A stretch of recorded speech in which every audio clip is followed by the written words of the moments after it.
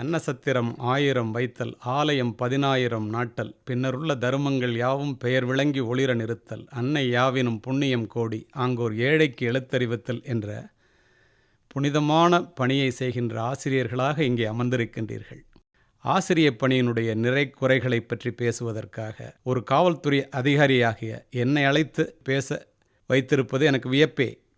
உலகத்திலேயே முன்னேறிய 10 பேரிடம் பேட்டி கண்டார்கள். உங்களால் எப்படி இவ்வளவு உயரத்திற்கு வர முடிந்தது, வாழ்க்கையை ஜெயிக்க முடிந்தது என்று கேட்டார்கள்.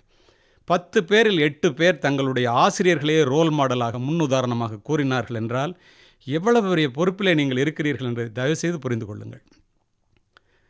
சாக்ரட்டிஸினுடைய மாணவன் பிளேட்டோ, பிளேட்டோவினுடைய மாணவன் அரிஸ்டாட்டில், அரிஸ்டாட்டிலினுடைய மாணவன் the great Alexander who conquered the entire world, இந்த உலகத்தையே ஒரு குடையின் கீழ் ஆள நினைத்து வெற்றியும் பெற்றவன். அவனிடம் சென்று ஒரு முறை ஒரு கேள்வி கேட்டார்கள். இந்த உலகத்தையே ஜெயிக்கின்ற ஒரு மனிதனாக உன்னால் எப்படி உருவாக முடிந்தது என்று கேட்டார்கள். அவன் சொன்ன பதில் என்ன தெரியுமா? நான் இந்த உலகத்திற்கு வந்ததற்கு காரணம் என்னுடைய பெற்றோர்கள், இந்த உலகம் என்னிடம் வந்ததற்கு காரணம் என்னுடைய ஆசிரியர் அரிஸ்டாட்டில் என்று கூறினார். ஆசிரியர்களுடைய ஆளுமை எப்படிப்பட்டது, எவ்வளவு பெரிய மனிதர்களை உருவாக்கக்கூடிய சக்தி ஆசிரியர்களிடம் நிறைந்து கிடக்கின்றது என்பதை பாருங்கள். ஆகாயத்திற்கு அடியில் உள்ள அத்துணையையும் அறிந்து வைத்திருப்பவர் ஆசிரியர் என்ற அபரிமிதமான நம்பிக்கையோடு பெற்றோர்களும் மாணவர்களும் உங்களை அணுகுகிறார்கள். ஒரு விளக்கானது தான் கொழுந்துவிட்டு எரிந்தால்தான் மற்றொரு விளக்கை ஏற்ற முடியும். தான் தொடர்ந்து எரிவதற்கு இடையறாத எண்ணெய் பெறுதல் வேண்டும். அதைப்போல ஒரு ஆசிரியர் தொடர்ந்து படித்தால்தான் சிறந்த மாணவர்களை உருவாக்க முடியும்.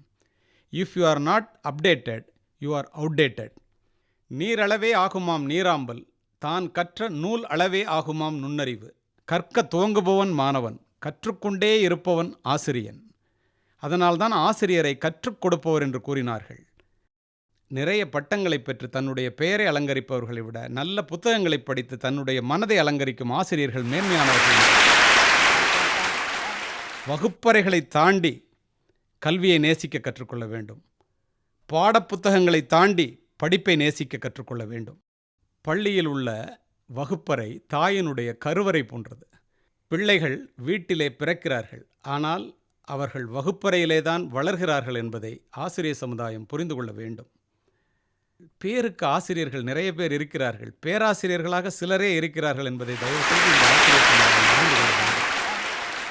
ஆசிரியர் வாயிலிருந்து வருகின்ற வார்த்தைகள் சத்தியத்தில் கருவாகி நெஞ்சத்தில் உருவாகி வெளியிலே வந்து விழுமானால் அது கேட்கின்ற மாணவர்களினுடைய இதயத்திலே விதையாக விழும், விருட்சமாக வளரும். ஒரு ஆசிரியர் பாடம் நடத்தும் போது ஐயோ இவர் எப்போது முடிப்பார் என்று மாணவன் நினைக்காமல், ஐயோ இவர் முடிக்கப் போகிறாரே, இன்னும் பேசினால் இவரிடம் நிறைய கருத்துக்களை நாம் தெரிந்து கொள்ளலாமே, இவர் வகுப்பை முடித்துவிடக்கூடாதே என்று புலம்ப வைக்கின்ற ஆசிரியர்தான் உண்மையான ஆசிரியர் என்பதை எந்நேரம் அக்கறையுடனும் நம்பிக்கையூட்டும் சொற்களுடனும் அன்பு கலந்த கண்டிப்புடனும் ஒரு ஆசிரியர் மாணவரை அணுகினால் அந்த மாணவர்கள் ஒரு காலம் தோர்த்து போவதே இல்லை. கல்லூரிகள் என்பது கட்டடங்கள் அல்ல, முக்கியமாக ஆசிரியர்கள், அடுத்தபடியாக மாணவர்கள் என்பதை நிர்வாகம் உணர வேண்டும். பண வாசனையும் படிப்பு வாசனையும் இல்லாத இடத்திலிருந்து வருகின்ற ஏழை மாணவர்கள் பள்ளிக்கும் கல்லூரிக்கும் வரும்போது புத்தக சுமையோடு சேர்த்து மனச்சுமையையும் சேர்த்து சுமந்து கொண்டு வருகிறார்கள். அவர்களுடைய சூழ்நிலை அப்படி. அவர்களுடைய மனச்சுமையையும் போக்க வேண்டிய நிலையிலே ஆசிரியர்கள் இருக்கின்றீர்கள். எல்லோரும் பெஞ்சிலே உட்கார வைக்கப்பட்ட போது கோணிப்பையிலே உட்கார வைக்கப்பட்ட ஒரு அம்பேத்கரால் தான் அரசியல் சாசனத்தை உருவாக்க முடிந்தது. சராசரிகள் தான் சக்கரவர்த்திகளாகிறார்கள்.